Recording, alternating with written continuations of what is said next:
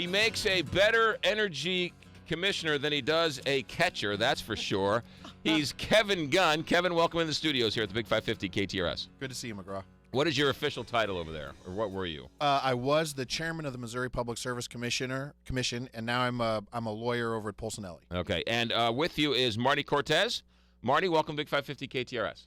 Good morning. And you guys are what? Eisenhower Fellows, is that correct? That's correct. Well, tell me about this.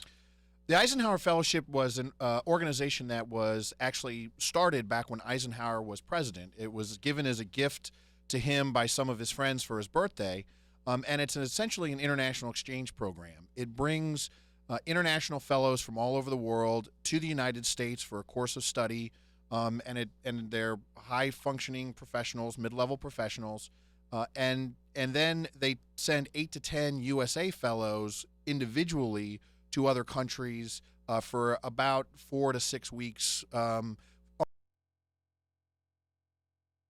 Okay. And what's going on today, Marty? Well, today we are actually welcoming about 20 fellows from all over the world who will be joining us. They, too, have gone through this experience. And I would like to add that it is an incredible, transformational experience that takes you out of your everyday life, gives you an opportunity to focus and really delve into a topic or an area of your choice. For instance, mine was about STEM education, science, technology, engineering, and math.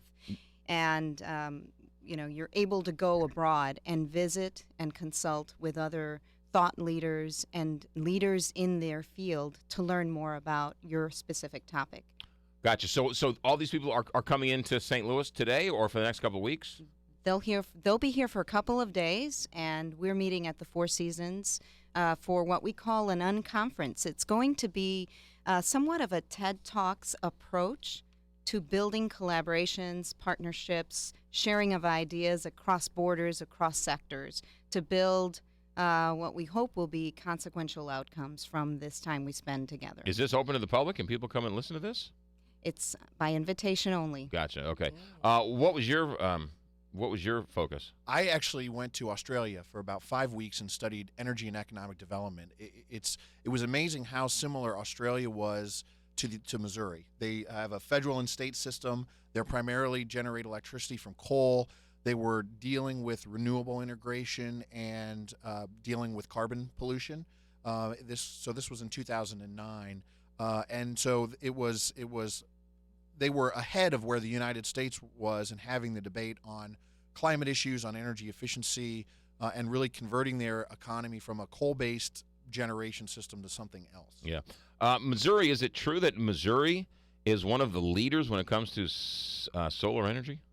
Missouri has excellent solar potential. It is one of those things that you don't think about, but if you look at the maps that are put out, Missouri is the solar industry is going gangbusters because we do have good solar potential here in the state. Right. You also have some unbelievable incentives, right, for people and businesses to sort of switch over to solar. The utilities have incentives and there are rebates, solar rebates. That was all part of the renewable portfolio standard that was voted in to incent people to go to residential solar and for companies to switch over.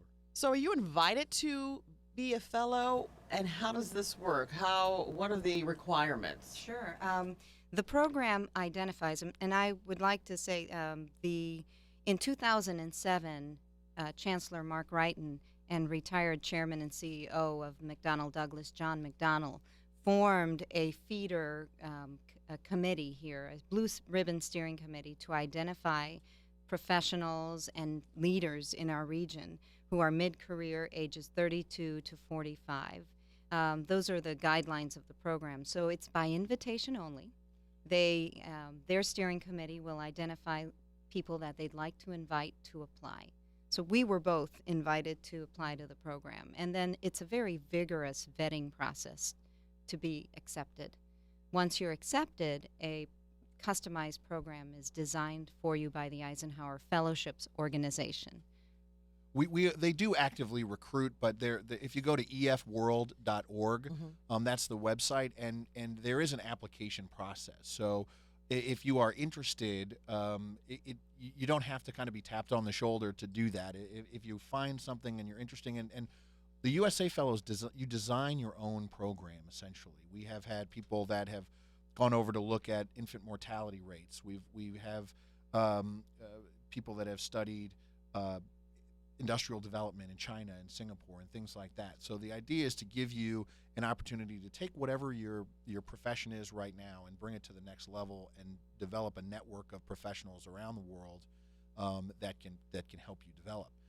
The whole concept when it first started was that through kind of familiarity and communication, you eventually lead to peace. It was really a peace initiative back in the 50s. And so they've transformed it into more of a professional network, but the concept, the grounding of greater cultural understanding and greater international connectivity is really at the basis of the program. What are you learning from the Eisenhower Fellows from overseas and from different countries? Well, I will tell you, we're going to have a speaker at this that is negotiating a peace treaty in the Philippines, and he's going to talk about conflict resolution, and he's going to talk about ways to get people to yes. We have someone that's going to talk about a veterans a program to help homeless veterans.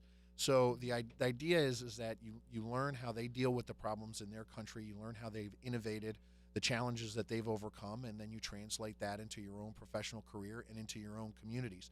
St. Louis is one of the hub cities where they recruit out of and where they apply. And so the goal is to have an Eisenhower network here that focuses on St. Louis and helps St. Louis overcome many of the challenges that a large urban area would have.